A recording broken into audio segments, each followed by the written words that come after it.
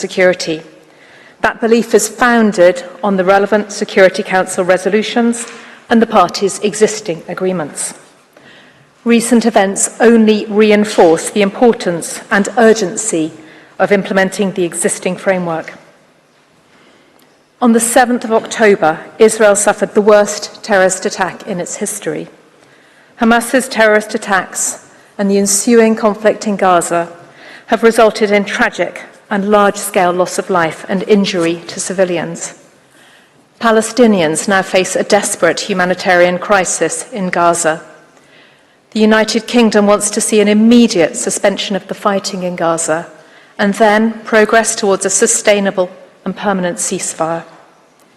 It is essential to ensure irreversible momentum towards a two-state solution, guaranteeing security, justice and peace for both Palestinians and Israelis. The United Kingdom has only addressed matters of propriety in its written statement rather than the merits of the request. It takes the same approach in these oral submissions.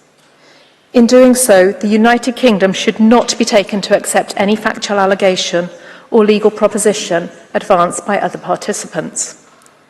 Over the course of this week, we have heard certain characterizations of Israel's actions which we don't accept. We have also heard characterizations of our own conduct and the motivation for it, which we emphatically reject. We are confident that the court will find analogies with unrelated cases to be entirely unhelpful. What matters is the case before it today. The United Kingdom confines its submissions to relevant matters of legal principle, firmly founded on the court's own jurisprudence. We submit that the terms of the request do not allow the court to give an opinion in a manner consistent with its judicial functions. The United Kingdom will focus today on 3 key points concerning propriety, which will be developed by Professor Saroushi. They are: first, the impact of the non-circumvention principle in this case. Second, the unsuitability of the fact-finding exercise that the court would have to conduct to answer the request as presently framed. Third, the effect of Security Council resolutions 242 and 338. Each of these points independently provides a cogent reason for declining to answer the request. The court will have observed that our third reason has occupied a particularly prominent place in the participants' oral submissions. Should the court be minded to issue an opinion, then the United Kingdom would respectfully urge it to reformulate the questions to concentrate on the Security Council framework. In this scenario, the court should focus on assisting the General Assembly in supporting urgent progress towards a negotiated solution. I will address this point in concluding the United Kingdom submissions later. But first, Mr. President, I invite you to give the floor to Professor Saroushi to address the issues of propriety. Thank you, Ms. Langrush. I now give the floor to Professor Saroushi. You have the floor, sir. Mr. President, members of the Court, it is an honour to appear before you on behalf of the United Kingdom. I shall first address the non-circumvention principle.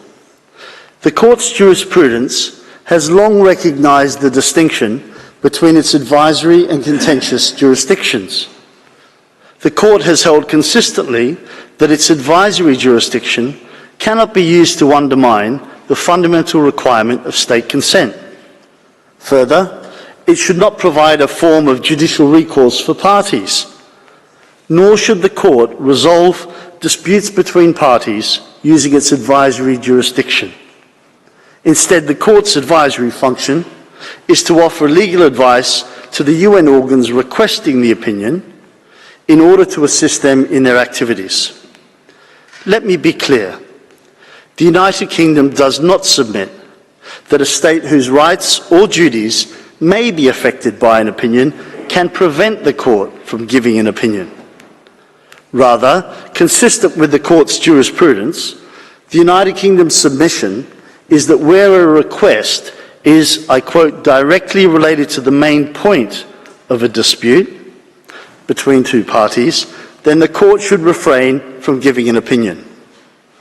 In the words of the court in Western Sahara, to give an opinion in such a case, I quote, would have the effect of circumventing the principle that a court is not obliged to allow its disputes to be submitted to judicial settlement without its consent.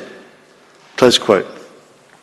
If the court were to answer the request as currently formulated, it would entail a breach of the non-circumvention principle. The United Kingdom makes 4 points. The first relates to the nature and content of the bilateral dispute. It is more than a mere difference of views.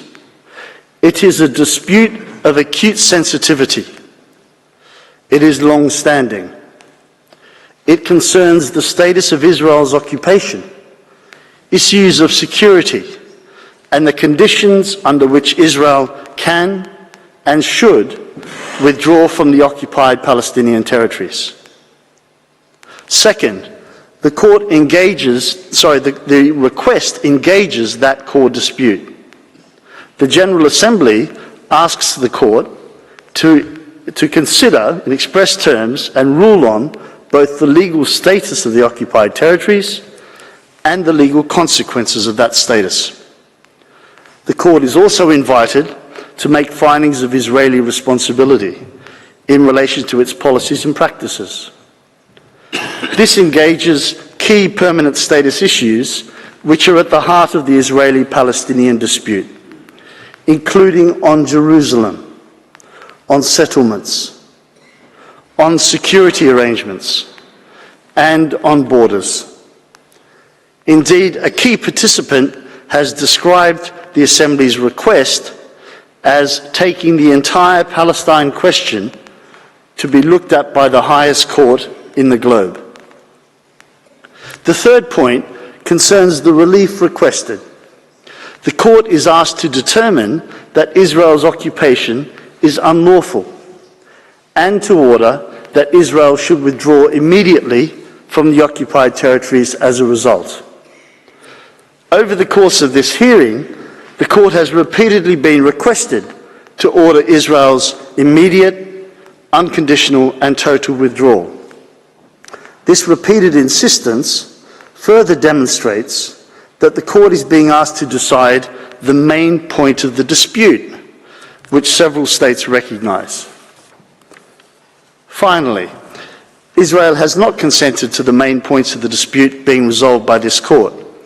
To the contrary, it has asked the court to refuse to respond to the request. Given the content of the request as currently formulated, there is thus no basis on which the court should answer it. Participants have identified 2 main counter-arguments as to why the court should proceed to answer the request. First, they say the court can determine key issues relating to the parties' bilateral dispute because it is of broader concern to the UN. Their argument relies on the court's recognition in the Wall opinion that the General Assembly has a permanent responsibility towards the question of Palestine. The result, they say, is that the request arises, quote, in a much broader frame of reference than a bilateral dispute. With respect, the United Kingdom disagrees. The General Assembly's consideration of a bilateral dispute does not mean that the non-circumvention principle is inapplicable. If it did, the principle would never apply in any advisory proceedings, since any bilateral dispute on which the Assembly made a request would always fall within the so-called broader frame of reference. Such an approach would deprive the non-circumvention principle of all practical application. This approach to the United Kingdom is consistent with the Wall opinion. That opinion did not concern the core aspects of the Israeli-Palestinian dispute. The court itself accepted that it could not properly address what it referred to as the greater whole of the dispute. Judge Higgins characterized that approach as wise and correct. Judge Karoma was careful to distinguish the request in the Wall case from any such broader request that concerned the Israeli-Palestinian conflict as such or its resolution. And Judge Awada accepted that the court's answer should not, quote, be tantamount to adjudicating on the very subject matter of the underlying concrete bilateral dispute that currently undoubtedly exists between Israel and Palestine. A related point that several participants have advanced is that the Israeli-Palestinian dispute is multilateral in character because it concerns erga omnes obligations. The fact that a bilateral dispute may involve obligations in which states have a collective interest does not obviate the need for consent for that dispute to be resolved before the court. Nor does it change the fact that there are two participants involved in that bilateral dispute. The second counter-argument on non-circumvention is that the non-binding nature of advisory opinions means that a court can opine on a bilateral dispute. Like the first argument, this would deprive the non-circumvention principle of all practical application. By definition, Mr. President, all advisory opinions are non-binding, and so the principle would never apply in any advisory proceedings. This ignores that the court is being asked to make findings about Israel's liability and responsibility for various alleged breaches of international law that are central to the bilateral dispute. The court would in substance be deciding on the main points of the dispute if it were to answer the request as formulated. And that is precisely the problem that the non-circumvention principle is intended to avoid. This submission also ignores that serious legal consequences may result from the court's findings. This risk is even more pronounced since several participants asked the court to make legal determinations for the express purpose of clarifying the law relevant to the parties' negotiations. In sum, the principle of non-circumvention is engaged in this case. Mr. President, members of the court, if this fundamental legal principle is ever to have any real meaning or application, the court must decline to answer the request as currently formulated.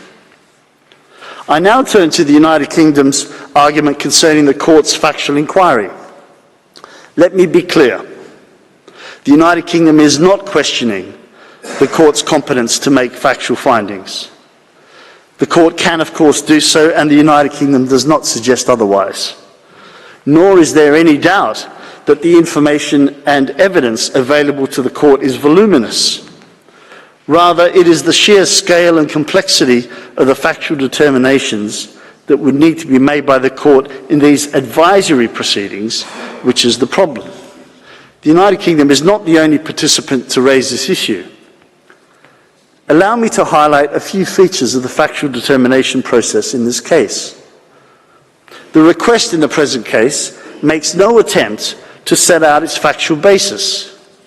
This stands in stark contrast to the Wall opinion. In that case, the request by the General Assembly was based on assumed facts described in a single report by the UN Secretary General. As one key participant accepts, and as the court's jurisprudence reflects, this means that it is for the court, in exercising its judicial function, to independently evaluate the factual materials that have been submitted to it. In this case, the request asks the court to determine a long list of legal issues and make the necessary factual findings to support them. This is by reference to the entire factual record stretching back some 57 years and the UN dossier spanning nearly 30,000 pages. As a matter of practicality, it is unclear how the court can properly make the broad range of findings required to answer the request and consider such a volume of material, especially when exercising its advisory jurisdiction, where the court cannot fall back upon considerations of burden of proof. It is no answer to assume that the court can defer to the reports of UN bodies. The court must reach its own independent findings of fact. We emphasise that several states, including the United Kingdom, have expressed reservations about these UN reports. The court's task is further complicated by a factual landscape that's rapidly shifting in the context of an ongoing and active conflict. This creates the serious risk that the court may draw legal conclusions on an incorrect factual basis. The problem is further heightened by the gravity of the accusations levelled against Israel, where it is not a party and where the proceedings have been expedited.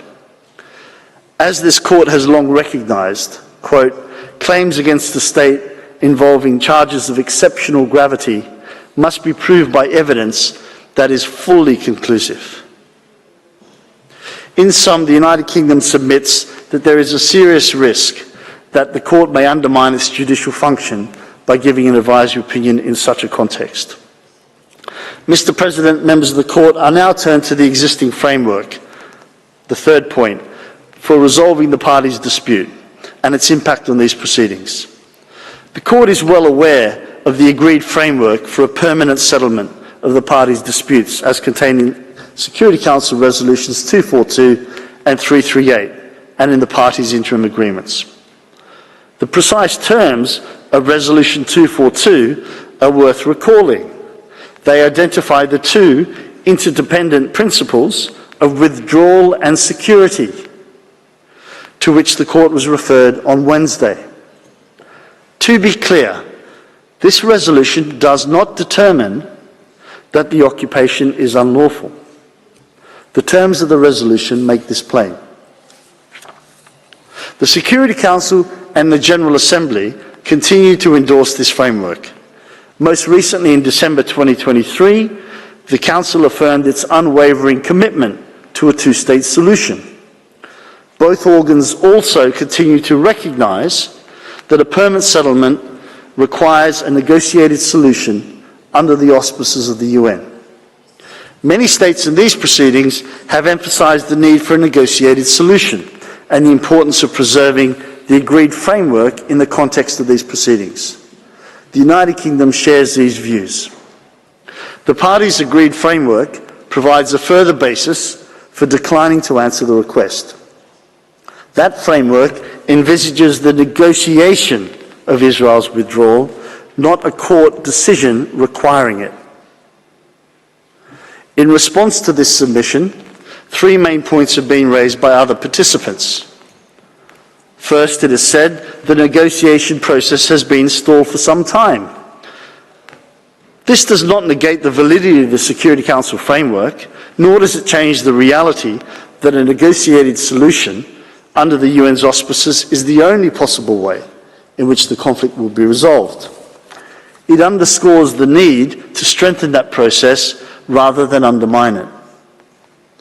Second, some participants have referred to the court's jurisprudence on whether it should take account of adverse political consequences when considering propriety.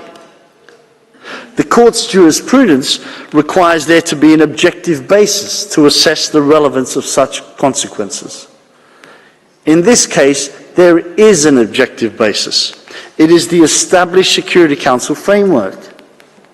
The General Assembly's general mandate in respect of the Palestinian question cannot override the Security Council framework. Third, it is argued that an opinion will not interfere with the Security Council framework or with negotiations conducted under its auspices. Instead, it is claimed an opinion will assist that process. Participants rely on the court's statement in the Wall opinion that the negotiations must be conducted in accordance with international law and equivalent language in Council resolutions. And so the court's legal conclusions can and should, they say, constrain the bases on which those negotiations are conducted. With respect, Mr. President, this argument is flawed. It would undermine the very premise of the Council's framework if the court were to address the status of the occupation and require Israel's withdrawal. As I observed earlier, that framework inextricably links withdrawal with security and applies on a reciprocal basis. An unconditional order directed at only one party contradicts that fundamental requirement. It also undermines the additional premise that Israeli withdrawal will be achieved by negotiation rather than by a court opinion.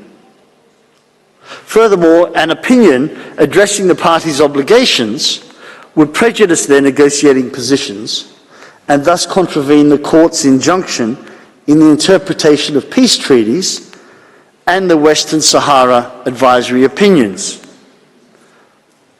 That, I quote, the legal position of the parties to a dispute cannot be in any way compromised by the answers that the court may give to the questions put to it. For these reasons, the United Kingdom respectfully requests the court to decline the request as presently formulated. Mr. President, I now invite you please to give the floor back to Ms. Langrish. I thank Professor Saroushi. I now give the floor back to Mrs. Langrish. You have the floor, Madam. Thank you, Mr. President, members of the court. So Professor Saroushi has explained why the court should decline to answer the request. But if the court is nonetheless minded to provide an opinion, the United Kingdom proposes an alternative course, which seeks to respect the existing framework and ensure the parties' compliance with it.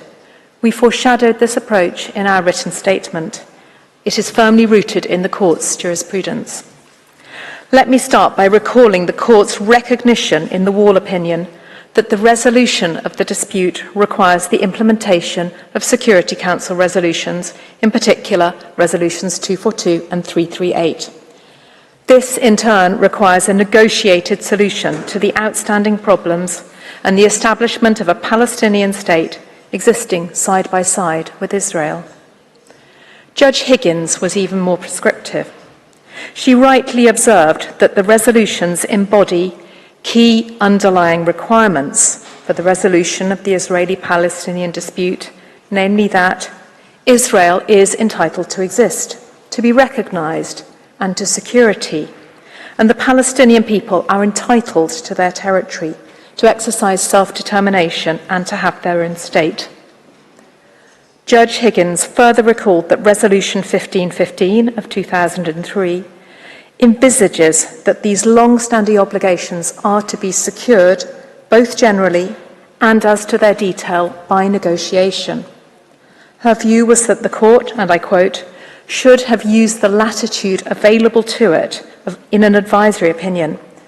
And she reminded both parties not only of their substantive obligations under international law, but also of the procedural obligation to move forward simultaneously.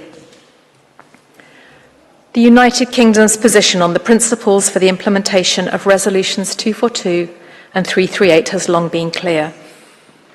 First, there must be an agreement on the borders of the two states based on the June 1967 lines with equivalent land swaps between the parties. Second, security arrangements for the Palestinians must respect their sovereignty, and for Israel, they must protect its security. Third, a just, fair, agreed and realistic solution to the refugee question must be put in place.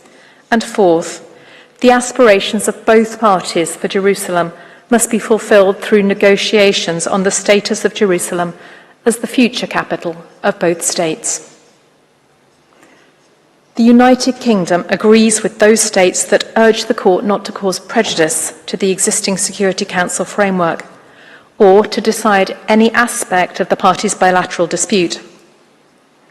Like other participants, the United Kingdom recognises that an alternative route to respect propriety is to reinterpret the request or reformulate its terms. There is no question that the court has the power to proceed in this way. It has often been required to interpret or even reformulate the questions put. As Judge Tomka has acknowledged, the court can avoid intruding on a bilateral dispute by narrowing the scope of its answer. The question for the Court is how best to achieve these aims.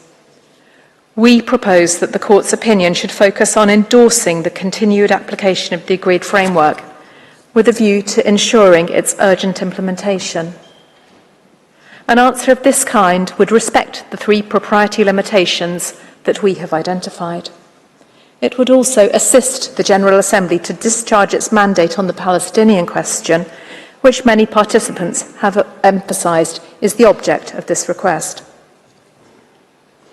More specifically, the United Kingdom in this alternative submission respectfully invites the Court to do the following: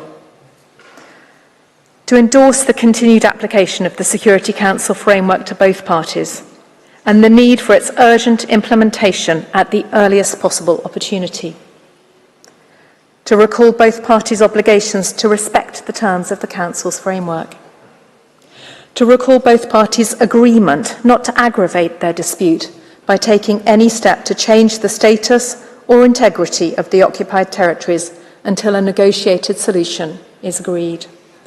And lastly, to reaffirm the parties' obligations in their interim agreements that they negotiate on permanent status issues.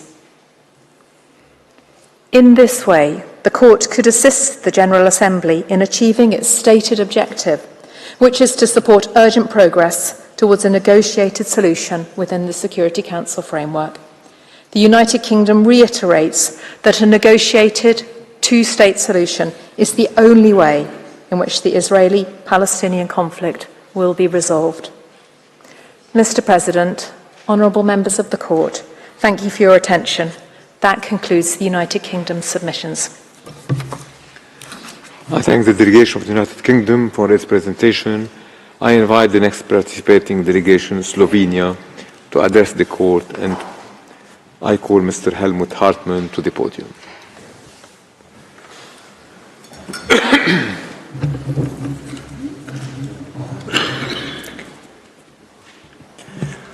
Mr. President, members of the Court, it is an honor to appear before you and to do so as a co-agent of the Republic of Slovenia.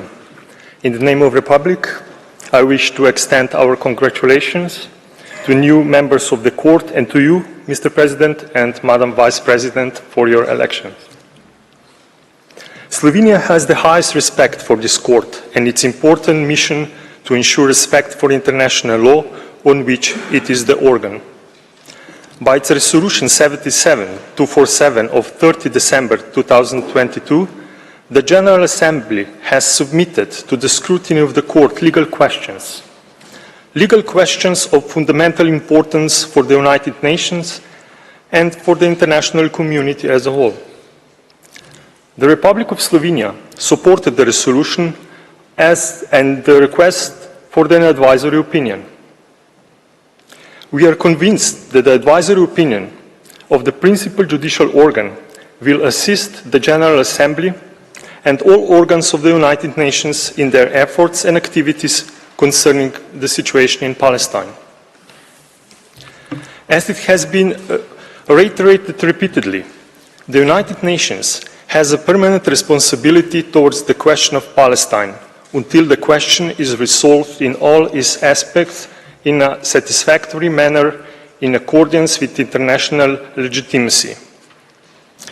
In its declaration of the current situation in Palestine and Israel, adopted on 23rd November last year, the National Assembly of the Republic of Slovenia expressed its hope that the international community, including the United Nations, adopts a more ambitious, responsible and coordinated approach that will constructively support the Middle East peace process, leading to a lasting, peaceful coexistence between two peoples and to a 2-state solution.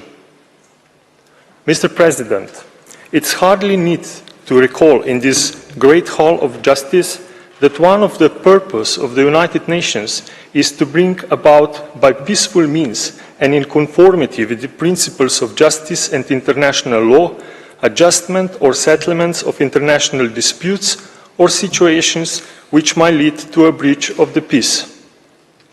International law and its respect constitute the cornerstone of the activities of the organization and of the relations between its member states. As the principal judicial organ of the United Nations, this court's role is to identify existing principles and rules, interpret them, and apply them, thus offering a reply to the question arising by the organs of the organization based on law. The questions submitted to your scrutiny concerning the legal consequences arising from policies and practices of Israel are scarcely susceptible of a reply otherwise than on the basis of law. The legal principles and rules upon which the court is asked to provide an advisory opinion constitute some of the most basic foundations for a peaceful, just, lasting, and comprehensive solution to the question of Palestine. The Republic of Slovenia is fully committed to these fundamental principles, ensuring a consolidated multilateral system based on an effective United Nations organization, the sovereign equality of states, collective security, the peaceful settlement of disputes, the self-determination of peoples, high human rights standards, and a powerful rule of international law. We are mindful that a comprehensive solution needs to be achieved through meaningful negotiations aimed at the complete end of the occupation of the Palestinian territory and a resolution of all status issues. It is deeply concerning that despite efforts of the United Nations and the numerous resolutions of the General Assembly and the Security Council, negotiations have been stalled. As we speak, the prospect of the mutual agreed solution seems to be more and more uncertain. The situation in the region is alarming.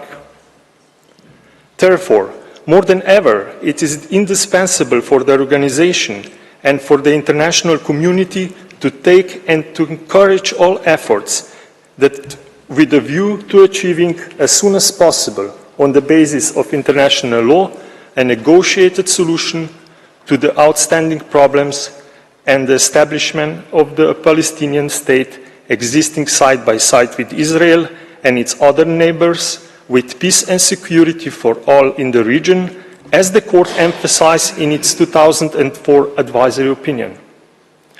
The Republic of Slovenia, through the voice of its National Assembly, reaffirms its unwavering support for a negotiated two-state solution on the basis of the 1967 borders, resulting in two sovereign democratic states living together in peace and security in full respect of international law.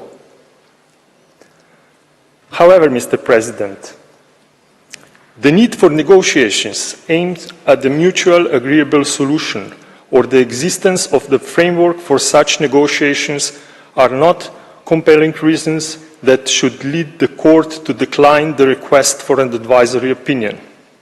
On the contrary, further clarifications in respect of relevant legal principles, rules, and responsibilities can only contribute to a solution on the basis of meaningful negotiations, international law, and the rule of law.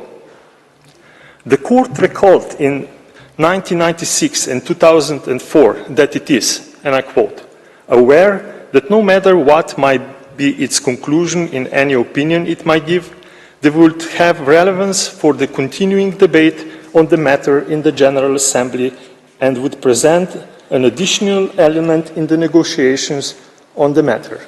End of quotation.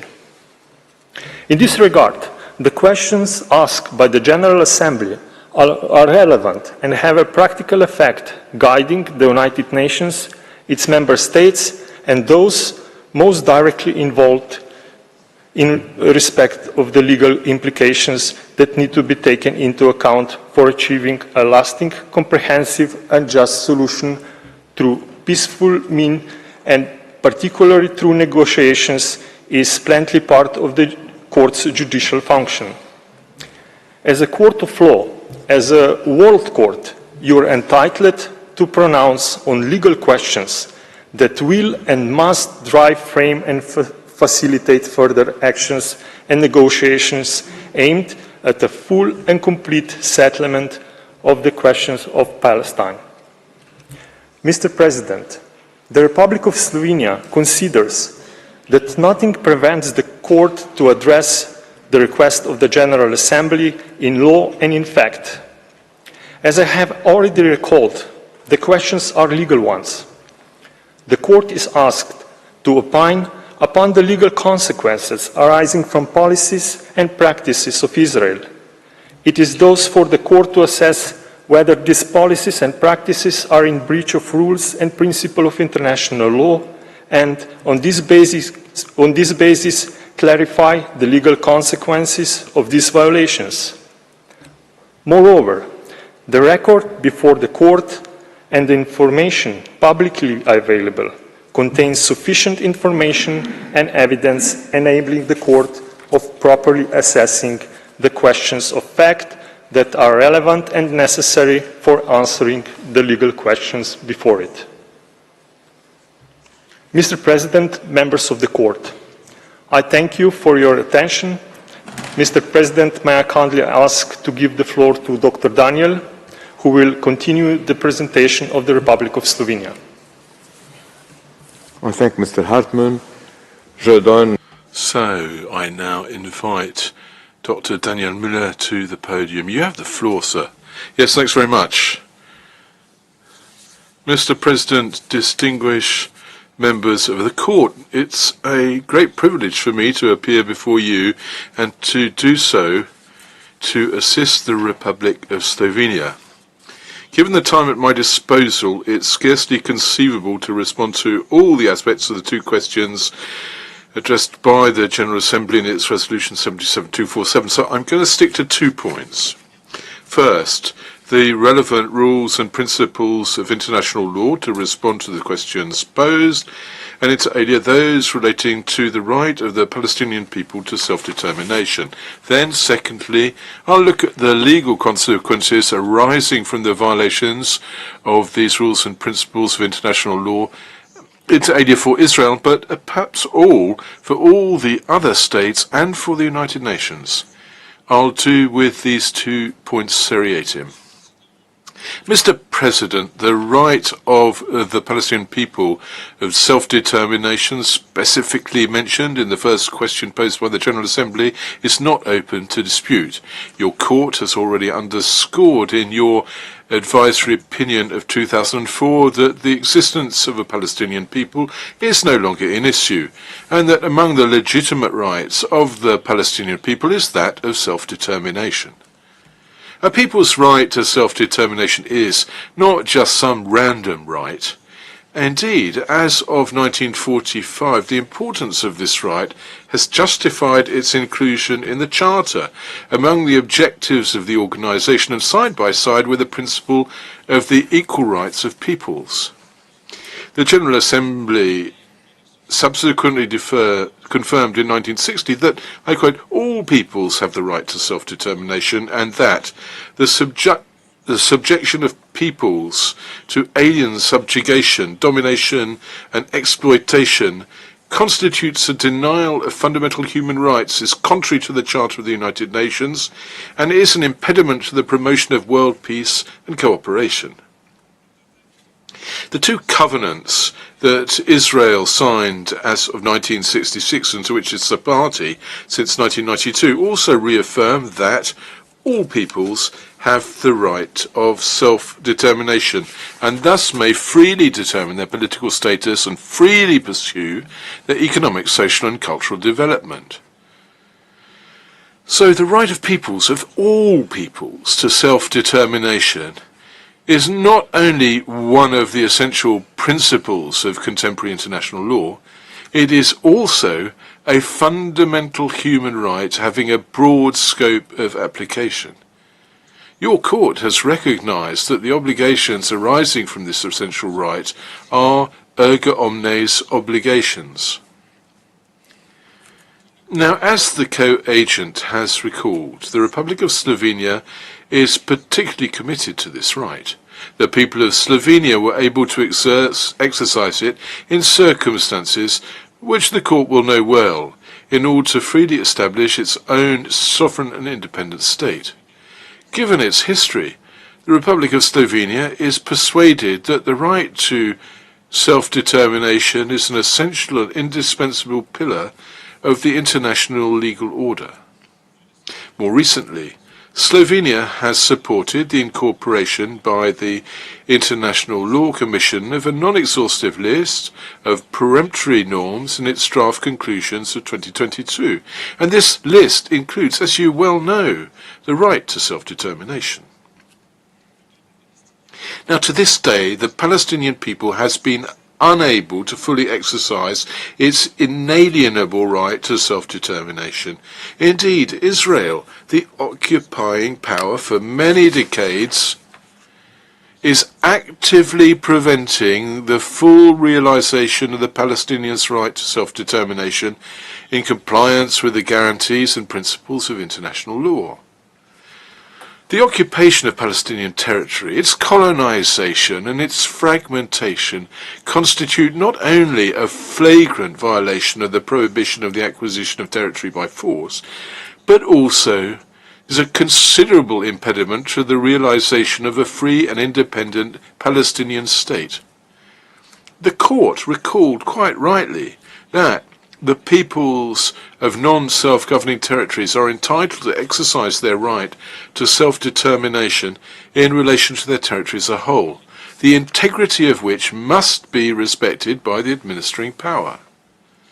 As a consequence thereof, any modification of the territorial base to which a people is entitled by right of self-determination, as well as the de facto and de jure annexation by Israel of a considerable part of Palestinian territory, are by their very nature contrary to international law. The need for respect and preservation of the territorial unity, contiguity and integrity of all of the occupied Palestinian territory, including East Jerusalem, recalled once again by the General Assembly in December last year, constitutes an essential condition for the Palestinian people to fully realize its right to self-determination and exercise its sovereignty over its territory. Thus, as the Council for Human Rights has recalled, the Israeli settlements fragmenting the West Bank, including East Jerusalem, into isolated geographical units, severely undermines the exercise of Palestinian self-determination. Mr. President, the right of the Palestinian people to self-determination is fundamentally hobbled by the prolonged occupation of Palestinian territory by the occupying power, and by the non-compliance with the obligations incumbent upon that power under the elementary rules of international humanitarian law. Palestinian territory remains under occupation within the meaning of international humanitarian law. The court established in its advisory opinion of 2004 that on account of this de facto situation, the relevant customary and conventional rules of international humanitarian law are applicable in occupied Palestinian territory, including East Jerusalem. So, international occupation law is based on the idea that occupation may only be a temporary and provisional situation. The occupying power does not acquire sovereignty over the territory it occupies and must administer it taking due account of its specific legal status. It must abstain from taking measures likely to entail permanent change, be they the extent of the territory occupied or to its social, economic and demographic reality. More generally, the occupying power must not exercise its authority in order to promote its own interests, or with the aim of using the inhabitants, their property, or the resources of the occupied territory for its own benefit. The occupying power must ensure the protection of the population subject to occupation and take the necessary measures in order to respect their rights and ensure their implementation. Above all, that includes the fundamental rights guaranteeing dignity, equality, and the value of the individual. Rightly, the Court confirmed in 2004 that the treaty instruments relative to human rights remained applicable in OPT, and thus must be respected vis-à-vis the men, women, and children of Palestine. The practices and policies implemented by the occupying power in occupied Palestinian territory do not comply with the elementary obligations of international human rights law or international humanitarian law. The Court already confirmed this in 2004 with respect to the construction of the wall. However, the colonization of occupied Palestinian territory, including East Jerusalem, and the installation of settlements with the aim of achieving lasting demographic change, and the displacement of Palestinians, the destruction of their houses and their property, have but accelerated. The Court, the General Assembly, and the Security Council have recalled that settlements in occupied Palestinian territory have no legal basis and remain illegal. The Council vigorously regretted for a long time the continuation and persistence of Israel in pursuing those policies and practices. The written and oral statements of participants in the instant advisory proceedings have also demonstrated that the practices and policies of the occupying power are not consistent with what is required of it under international law.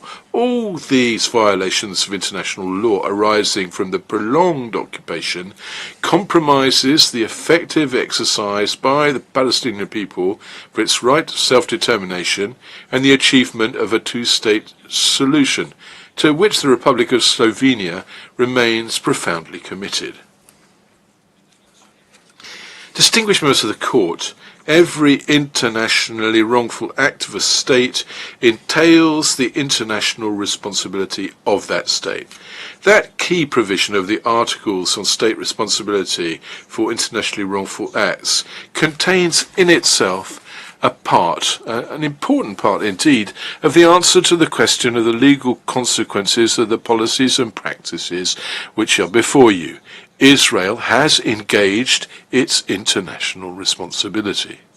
The content of the international responsibility of the State of Israel, or to use the terms of the ILC, the legal consequences involved by this responsibility, are enumerated in Articles 29 through 32 of the Articles on State Responsibility. Israel has the obligation to put an end to its internationally wrongful acts and to all the practices preventing the Palestinian people from fully exercising its right to self-determination. First and foremost of which are the prolonged occupation and annexation of Palestinian territory. Israel must fully carry out its international obligations, in particular its obligation to respect and promote the self-determination of the Palestinian people in the full compliance with international law. The harm caused by these internationally wrongful acts must be fully repaired. Implementation and compliance with these applications arising from the wrongful acts are not only due to Palestine and to the Palestinian people. On account of the erga omnes nature of the rules and obligations breached, which rules are due to the international community as a whole, any state without distinction is entitled to invoke Israel's responsibility. Any state can require the cessation of violations and compliance with the obligations in question. Any state is entitled to require the implementation of the obligation of reparation in the interest of the Palestinian people and the state of Palestine. As the Court recalled in the Barcelona Traction case, in view of the importance of the rights involved, all states can be held to have a legal interest in their protection. Mr. President, as far as states other than Israel are concerned, and doubtless the United Nations too as an international organization, this isn't merely about summoning Israel to cease its wrongful acts. States do not only have a legally protected interest that Israel respects the right of the Palestinian people to self-determination. All states also have the duty, and the duty is to promote, through joint and separate action, realization of the principle of equal rights and self-determination of peoples in accordance with the provisions of the Charter, and to render assistance to the United Nations in carrying out the responsibilities entrusted to it by the Charter regarding the implementation of the principle. And that is rehearsing, you will have noted, the terms of Resolution 2625 for the General Assembly. In the same fashion, under the terms of Article 1, which is shared in all the 4 Geneva Conventions, the contracting states not only committed to respect the obligations arising from these treaties, but also to ensure respect of these obligations in all circumstances. The practices and policies impeding the realization of the right to self-determination of the Palestinian people cannot exempt the other states and the United Nations from these obligations. On the contrary, in the presence of the illegality of these practices and policies noted time and again by the principal organs of the United Nations, including your court, we must be able to count on the members of the United Nations to draw all attendant consequences and to implement the obligations falling to them pursuant to the Charter and international law. So that would imply for all states and for the United Nations to take the necessary measures to put an end to the tragic and above all illegal situation facing the Palestinian people, and which has faced them over decades. The General Assembly has recalled time and again and has urged all states and the specialized agencies and organizations of the UN system to continue to support and assist the Palestinian people in the early realization of their right to self-determination, independence and freedom. Furthermore, on account of the nature of the obligations in issue and their importance, states are not only held to cooperate to bring an end through lawful means these serious breaches, they are also under the obligation to not recognize the situation created by these breaches and must abstain from rendering any aid or assistance in maintaining this situation. The Court has already confirmed the relevance and existence of legal consequences for all states in its 2004 advisory opinion, and the General Assembly has requested all states members of the United Nations to comply with their legal obligations as mentioned in the advisory opinion, including those consistent with their obligations under international law and the relevant resolutions not to recognize and not to render aid or assistance in maintaining the situation created by measures that are illegal under international law, and to not aid them in this end. In order to comply with these obligations, all states must inter alia distinguish in their relevant dealings between the territory of the State of Israel and the territories occupied since 1967. As the Security Council recalled in its Resolution 2334 of 2016, referring all the while to your advisory opinion. Mr. President, distinguished members of the Court, the painting by Paul-Albert Besnard, which hangs in this great hall, recalls the cardinal principle of contemporary legal order: peace by justice. The Republic of Slovenia is firmly convinced that the scrupulous respect of international law, where the court is the principal judicial organ, can put an end to the unbearable and unacceptable situation in the region and work for a just and lasting peace in which every state in the area can live in security. Mr. President, these words close the oral presentation of the Republic of Slovenia, and on behalf of our delegation, I would like to thank you for your kind attention. I thank the delegation of Slovenia for its presentation. I invite the next participating delegation, Sudan, to make its oral statement before the court and call upon Mr. Marwan Khair to take the floor.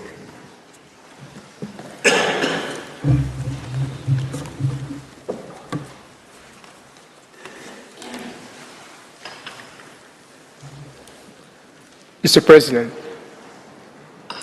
distinguished members of the court, it's my honor and privilege to address the International Court of Justice on behalf of the Republic of the Sudan.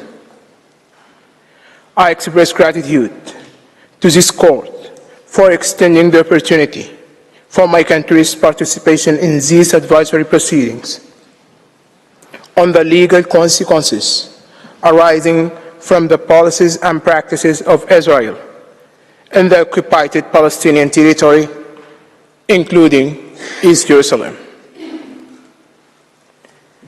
The Sudan is present here today, owing to the profound significance of these proceedings in the context of realizing the inalienable right of the Palestinian people to self-determination.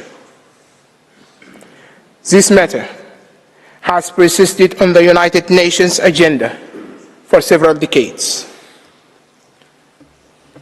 The dire circumstances prevailing in the occupied Palestinian territory over the past decades, compounded by the current severe humanitarian crisis in Gaza Strip, underscore the profound jeopardy facing the fundamental rights of all people in the Middle East, particularly the Palestinians. Therefore, these oral proceedings assume critical importance in persuading the court to exercise its jurisdiction and accept this request for an advisory opinion. The Sudan contains that such a stand by the principal judicial organ of the United Nations would convey a definitive message to both Israel and Palestine, urging them to redouble their efforts in achieving peace and security for the mutual benefit for their peoples. Moreover, the Sudan maintained the perspective that in giving this advisory opinion, the court would assume a crucial role in fostering justice, peace, and security, not only in Israel and Palestine, but also in the Middle East and beyond. Mr. President, in accordance with the rules of court, we will address the statement specifically to the issue that, from the perspective of the Sudan, remains a point of contention among the participants in these proceedings, whether or not the court should give the requested advisory opinion. The statement will be as succinct as possible within the limits of what is necessary for adequate presentation of the Sudan's contention at this hearing. Mr. President, I respectfully invite you to give the floor to Professor Raimondo, who will proceed with the delivery of this oral statement. Thank you, Mr. President. Thank you, members of the court. I thank Mr. Khair. I now give the floor to Mr. Fabian Raimondo. You have the floor, sir.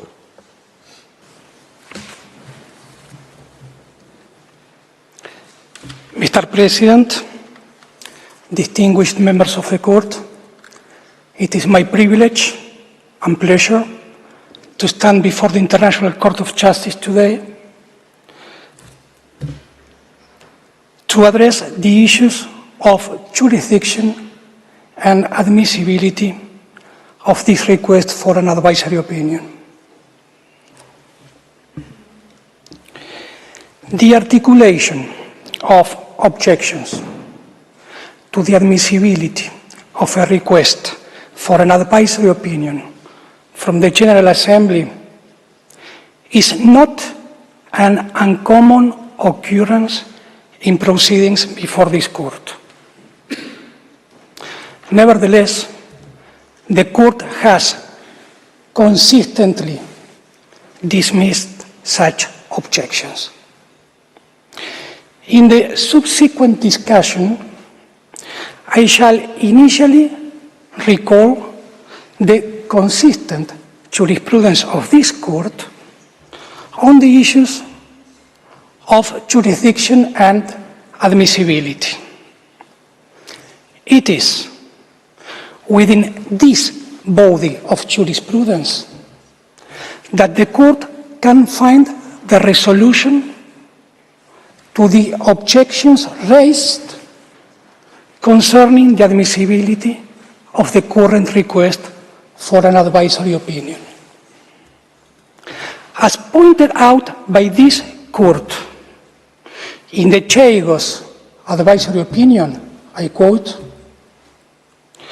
"When the court is seized of a request for an advisory opinion, it must first consider whether it has jurisdiction to give the opinion requested, and, if so, whether there is any reason why the court should, in the exercise of its discretion, decline to answer the request." Unquote. The jurisdiction of this court to provide an advisory opinion stems from Article 65, paragraph 1 of its statute. This article provides that the court may give an advisory opinion on any legal question upon the request of any body authorized by or in accordance with the Charter of the United Nations to make such a request.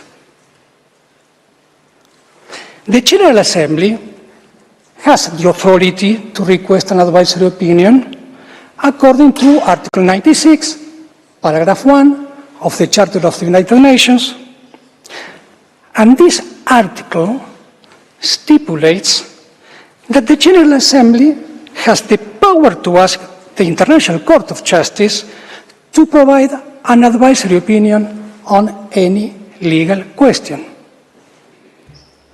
In these proceedings, the court is first asked to determine the legal consequences arising from the ongoing violation by Israel of the right of the Palestinian people to self-determination from its prolonged occupation, settlement, and annexation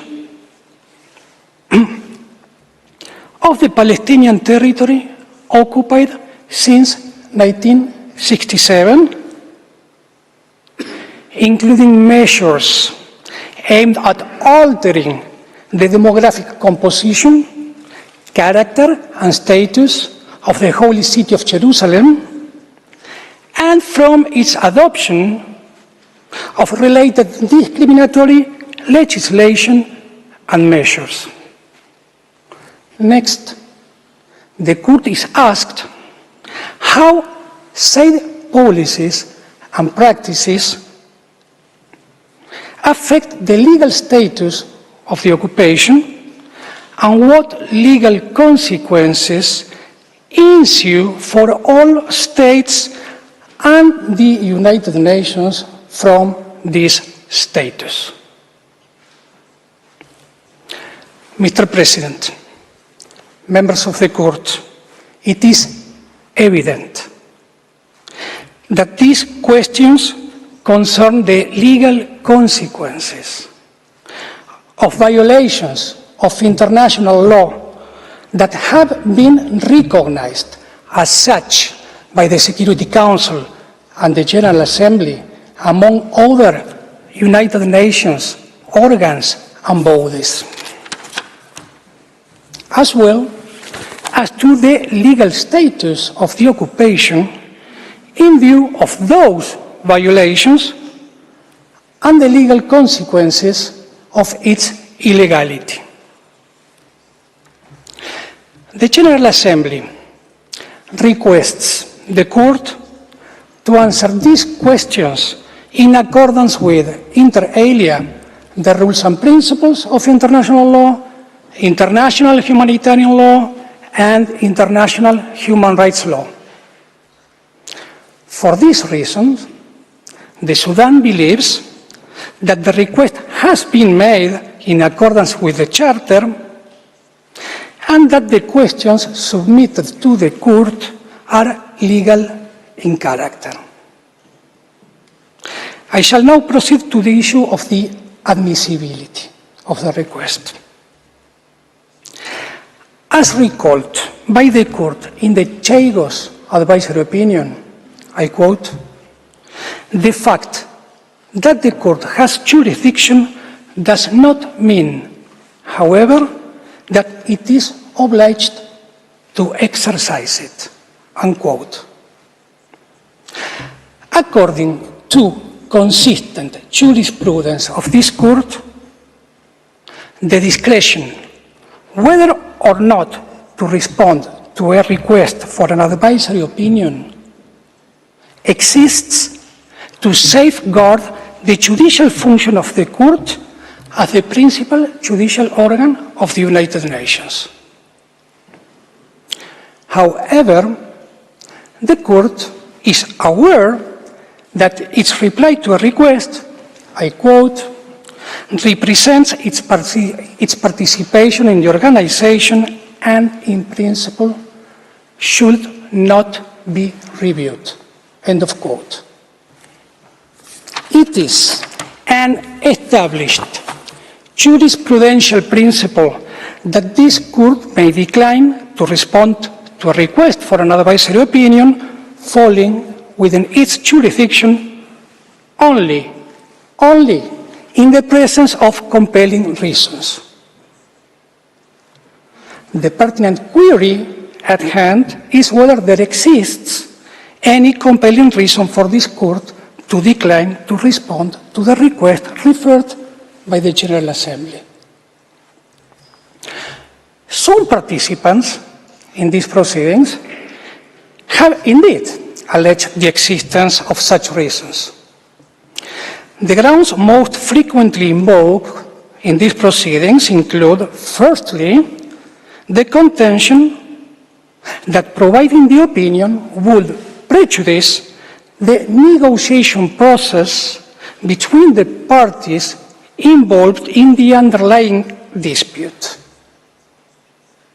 Secondly, the argument that admitting the request will be incompatible with the principle of consent in judicial settlement. And thirdly, the alleged prejudicial nature of the underlying questions and the lack of sufficient factual inquiry. I will now examine the first ground. This ground was raised by Canada, Hungary, Israel, Italy, and Zambia, among others. Thus, for example, in the opinion of Italy, I quote, "An advisory opinion by the Court might reduce the flexibility of the parties in dealing with present circumstances and long-term prospects, and therefore would not contribute to move the process closer to a mutually agreed solution," end of quote. This constitutes a type of argument that this Court has previously considered in other advisory proceedings. For example, in the nuclear weapons advisory opinion, the Court noted that concerns were raised about the potential negative impact of its response on disarmament negotiations.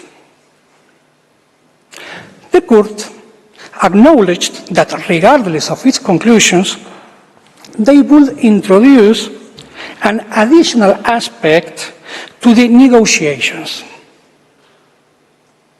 However, the Court stated that the ultimate effect of its opinion is a matter of appreciation and cannot be seen as a compelling reason to refuse exercising its jurisdiction.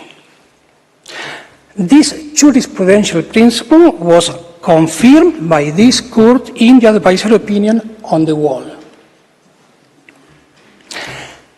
There is an additional, pivotal aspect to address in this context. The two questions central to the ongoing advisory proceedings pertain to the existing conditions in the occupied Palestinian territory. The Court is not tasked with determining the content of a final settlement or the precise boundaries of the Palestinian state. Essentially, the request seeks the Court to provide an authoritative legal opinion on the current legal ramifications of the practices and policies of Israel referred to in the request. The advisory opinion is expected to bear relevance to extant queries regarding legal status and its associated consequences. Such clarification holds the potential to significantly contribute to establishing the groundwork for a prospective negotiated resolution of the underlying conflict, rather than to endanger the established framework for negotiations that have been suspended for several years now. Hence, the Sudan believes that this does not constitute a compelling reason to decline responding to the request. I shall now address the second ground, the contention that the opinion would circumvent the principle of consent in judicial settlement. This ground was raised by Canada, Fiji, Hungary, Israel, and the United Kingdom, among other participants. For example, Canada objects that, I quote, "It is Canada's understanding that Israel, which has a direct interest in this case, has not provided consent for the ICJ to desist of this matter." End of quote. It is well-established jurisprudence of this Court that the lack of consent to the Court's contentious jurisdiction by interested states does not impact the Court's jurisdiction to render an advisory opinion. This rationale is exemplified by instances such as when the Court gave its advisory opinion on Western Sahara, even in the absence of Spain's consent to the request. When it delivered the advisory opinion on the wall, despite Israel not providing consent. And when it issued the Chagos advisory opinion, notwithstanding the absence of consent from the United Kingdom. In each of these instances, the Court gave its opinions, even though the request concerned the responsibility of particular states. As this court said in Western Sahara, I quote, "In the present case, Spain is a member of the United Nations and has accepted the provisions of the Charter and Statute. It has thereby, in general, given its consent to the exercise by the court of its advisory jurisdiction," unquote. In the Sudan's view, the same rationale applies in the current advisory proceedings. The General Assembly has consistently played a crucial role in matters concerning Palestine, as evident from the documentation presented in the Secretary General's dossier before this court. The Palestinian people are yet to realize their right to self-determination, a fact that no state can plausibly contest. Therefore, the Sudan believes that the objection to the General Assembly's exercise of its competence in the realm of self-determination and its consideration of the situation in Palestine is unpersuasive. I shall now address the final ground, the allegedly prejudicial nature of the questions posed by the General Assembly and a lack of appropriate factual inquiry. This ground was raised by Israel in the following terms, I quote, "The tendentious questions placed before the court not only distort the factual reality, they fundamentally misrepresent the legal reality as well," end of quote. In the same vein, another participant in the proceedings, the United Kingdom, posits that the request is inadmissible on the ground that, I quote, "the court cannot be confident that it will have a complete or accurate evidential picture before it," end of quote. Further, in this regard, the United Kingdom contends that, I quote again, "insofar as Israel does not participate in the advisory proceedings by furnishing evidence relevant to the request, the court will lack material explaining the Israeli side of the picture," end of quote. Nevertheless, it is imperative to recall that in the overwhelming majority, if not all, of the opinions rendered by this court, reliance on public information derived, for instance, from United Nations organs or specialized agencies has been a standard practice.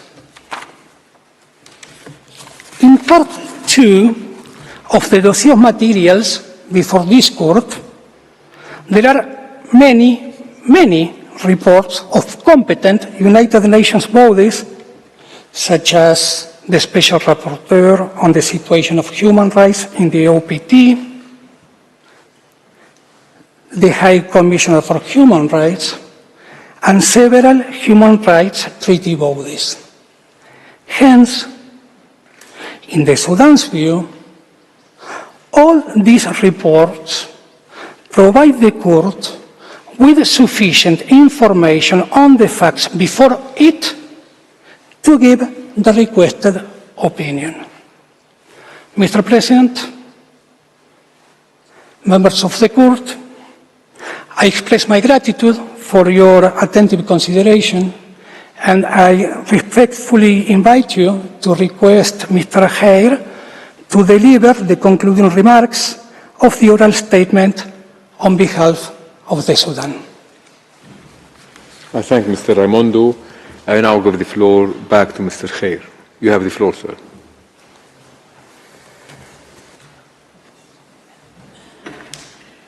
Mr. President, distinguished members of the court, I wish to emphasize the great significance of the right of peoples to self-determination.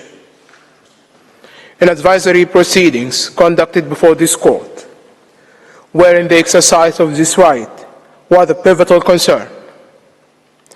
The court's opinion emerged out of fundamental elements shaping the legal framework for resolving the underlying disputes, such as the one concerning Namibia. If only we had a comparable equivalent for Palestine. The successful resolution of the protracted dispute surrounding Namibia can be largely attributed to the court's judicial task.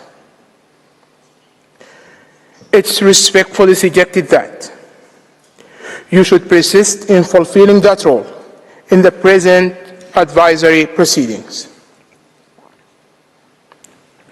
In the light of the foregoing, the Sudan concludes that the court not only has jurisdiction to give the advisory opinion requested by the General Assembly, but also that there is no compelling reason for this court to use its discretionary power not to give the opinion. Thank you, Mr. President. Thank you, members of the court. I thank the delegation of Sudan for its presentation. Before I invite the next delegation to make its oral statement, the court will observe a break for 10 minutes. The sitting is suspended.